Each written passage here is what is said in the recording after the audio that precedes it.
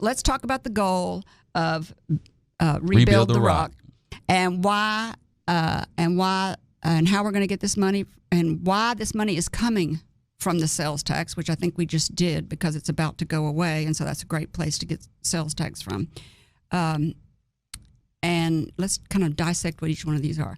Improve the quality of life is the first one I have on the list. How do you want to do that? So let me just kind of give it.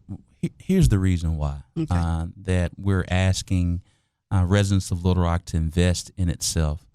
We all know Little Rock is a great city. We want to be a greater city. 2 weeks ago, we announced that Little Rock experienced over the last 10 years 5% of growth. So close to 10,000 people decided to move to Little Rock as it relates to the U.S. Census. And we finally, first time in the history of Little Rock, we finally eclipsed 200,000 in population. So today we're now 202,000. In city proper. In city proper. We're 202,591. And it grew by how many? Close to 5%, 10,000 people. That's a lot. It's a lot. Over how many years? Over 10 years. Well, maybe that's not so much. Well, No, I mean, It's kind of a lot. It's a lot. Yeah. 10%, close to 5% over 10 years. But 6,000 of those 10,000 came in 2019 and 2020. Oh. And so we're excited. It opens up the doors for greater economic development as we pitch to companies who are deciding to come here and grow here, as we take care of the existing small businesses who are here, who are the backbone of our economic development strategy. It's exciting times. And so we're excited to have that increase in our population. But many people also have to understand that while we're the state's largest city, we're the most traversed city, but even from Monday to Friday, from 7 a.m. to 7 p.m., our population increases to the size of Nashville. And so we have many responsibilities, from infrastructure to quality of life in place to public safety to early childhood education to parks and recs. And so one of the reasons why we're focused on being a greater city is by ensuring that we have to rebuild out of the pandemic. We have to invest in ourselves so we can have a city that our generations coming behind, Gray and I are probably in the millennial generation. We're deciding where we want to live first based on quality and life in place, and then our career, same as Generation Z. But our brothers and sisters that are age and friendly and deciding to retire, they're deciding where they want to retire first based on the quality and life in place amenities. So there's this interesting nexus between our older, seasoned brothers and sisters and millennial generation, as well as Generation Z, who are converging. Everybody's focused on quality and life in place. That's the new economic development model. And we know that our city has 63 parks. Our city makes up about 124 square miles. We're larger than San Francisco, and we have 63 parks. And many of those parks have not increased its maintenance funds since I was a kid growing up in Southwest Little Rock. And so it hasn't kept up with inflation and construction and things of that nature. And we need to give our parks some TLC and take care of what we already have. But also we want to spend time and money to revitalize War Memorial Park, where it can become our own Central Park. If you've been to Central Park in New York City, or Piedmont Park in Atlanta, a smaller gathering place that we know of in Oklahoma City, or in the parks that we see in Tulsa, to really bring a unifier for all people to come to Little Rock at War Memorial Park, but as well as revitalize Hyman Park. We know that our seasoned brothers and sisters desire to have its own senior citizen center this side of the river and not have to drive to across the other side of the river to have their own. We don't have a senior center? We don't have a senior center here in the state's capital city. And then we want to expand Repson Golf. We want to expand First Tee Golf from 9 holes to 10 holes, have an indoor tennis court complex. And then also we know many young families and growing and new grandparents on Friday, Saturday, and Sunday, they're taking their children to Bryant, to Benton, to Conway, to Tulsa, to Oklahoma City, to Memphis, to all these other cities to participate in youth sports. So in this Rebuild the Rock proposal, we also want to include an indoor and outdoor youth sports complex so we can become a regional draw for youth sports. And so that's the quality and life in place enhancements that we have. We also want to take time. Our city has the only zoo in the state.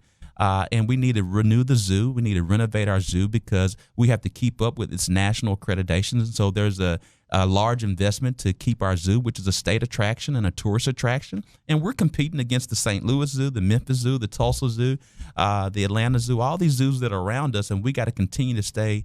We got to move from being great to greater. And so that's the reason why we are investing in rebuilding the Rock. So that's the quality in life and place.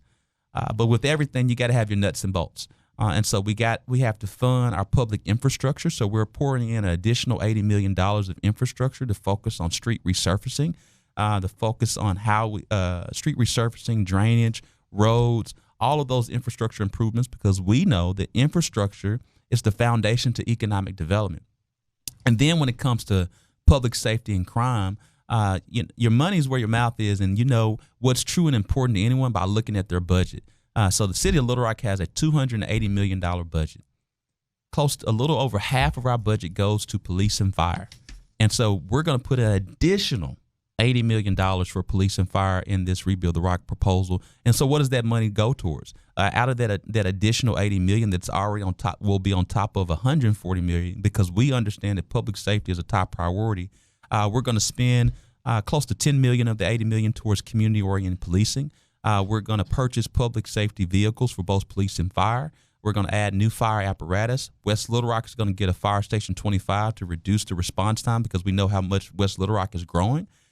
In addition to that, we're going to have added dollars for police technology and operations. And we're also going to fund our own real-time crime center. So if you've ever watched CSI, we're going to have a big center that has eyes on everyone to help us be smarter on crime. What does that mean? You're going to have cameras on every corner? Well, not necessarily. No. Eyes on everyone. What's that mean? Well, it's just to be smarter on crime. And so real-time crime centers, every major city has one. What is that? It's basically like a criminal technology center that we can be smarter on crime. When we hear whether it's gunshots or visuals in high-frequency areas of high crime, we can respond quicker. And so that's from the public safety standpoint. As you talked about, what's near and dear to you is early childhood education. We know we have to give our children, particularly 0 to 2, a head start. Please do that. We have to. And as I share with people, you have to do that. And I tell people a lot of times is that, we're paying $26,000 per inmate. $26,000 per inmate. So either we pay for it now or we pay for it later. And I choose that we need to invest in our children now to prevent them from to being products going to jail. And so we have to stop that cycle, stop that process. And so that's the public safety portion of it. We also will have a new downtown park as well that will be close to the I-30 construction area where that green space will be. And so there's just so many things that, but it's focusing on quality and life and place. I love that. Public infrastructure. Focus on quality life and place enhancement. You're right. That is why people move places. That's why. But you also got to have infrastructure, your nuts and bolts. You got to have public safety because you can't have a growing city unless it's a secure city. Economic development.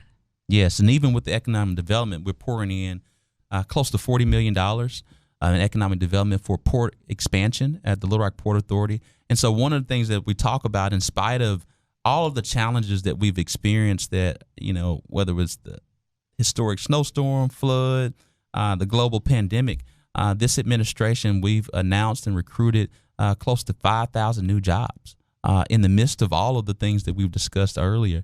And so that's been historic because it has not happened before here in the city of Little Rock at that level. And so are you talking about Amazon? Oh, not just Amazon. So we have Amazon in Southwest Little Rock to open up last summer, where it was about 500 jobs. Is that why we've grown? Our city's grown the most? Oh, it's growing everywhere. It's Amazon 1 that's in Southwest Little Rock. Amazon 2, which is close to 2,000 to 3,000 new jobs, opens this August. It's Costco that has 200 jobs. It's Trader Joe's, and that's what we call destination retail. And why do you think they're coming here? Because we're growing. We're a growing city. We're a dynamic city. We have great parks and trails. We have some of the best dynamic cyclist trails here in the state and in this region. But not only is it Amazon, Costco, Trader Joe's, it's also HMS Manufacturing, which is a women-owned manufacturing arm here in the Little Rock Port. It's also Alleviant Health. It's so many jobs that have come because we've been very deliberate of doing business development and recruiting people as we operate as the chief growth officer here in our city because we want to see our city grow. And we're hoping to double that by the end of 2022. You talk about the sales tax and how you want to leave the 1% in place. Or the 5/8, right? Or the 5/8% in place. Or the 62% in place. 0.625. 0.625 in place. If it's a percentage and Little Rock has grown, shouldn't our sales tax surplus have grown? You see what I'm saying? If sales are up in Little Rock because our population has grown, so our sales in the city of Little Rock. Well, that doesn't always constitute that standpoint. And so just because there's more people doesn't mean more people are spending more money. We do know that that is happening. We have seen some growth. But if we don't have the sales tax, it takes away from the existing budget and the opportunity to do certain things. We're going to always ensure that we have a safe city. We're going to always ensure that we are able to respond to fire incidents. We're going to be able to take care of our roads. We're going to make sure that all the essential services are made up. But it remains, if we lose this 3/8 cents and 5/8, it makes us be status quo. Yeah. Nobody wants to be status quo. I don't think anybody can argue with anything that you have said, except for maybe some people are mad that like to play golf and they're upset about the War Memorial Golf Course. That is really about the only thing I have heard. Well, we understand that. Historically, we have to understand it's not the War Memorial Golf Course, it's War Memorial Park that happens to have a golf course on it. Well, that's not the way they see it. So we made some very conscious decisions in 2019. My first few months in office, I looked at the financial books, and we knew there were certain things that it needed to be changed from a financial standpoint, and I'm glad we did. We cut the budget my first quarter in office $5 million, and since I've been in office, we've cut the budget close to $20 million. So we've been great. We wouldn't ask to replace this penny, to replace this 5/8 if we were not good stewards of the dollar. And so we made those cuts in 2019, and thank God that we did, because we did not know we would be experiencing a global pandemic and we would have to navigate those financial waters. So we were doing good by right-sizing and realigning our finances and being good fiscal stewards. And so I'm happy to say that we've increased, when I walked into office, our reserve fund that you have to use for emergencies. We increased it from $13 million to close to $37 million because of good financial practices. And and I'm thankful for our finance team and listening to the direction that we wanted to go to. So again, we've been great fiscal stewards, but we have to focus on investment for the future.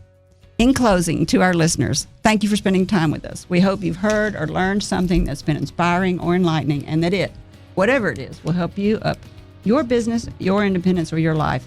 I'm Kerry McCoy, and I'll see you next time on Up in Your Business. Until then, be brave and keep it up. If you liked this video, subscribe to our YouTube channel by clicking on the picture of Kerry's face in the center of the screen. For more of Kerry's interviews, click either video on the right of the screen. And as always, thank you for watching.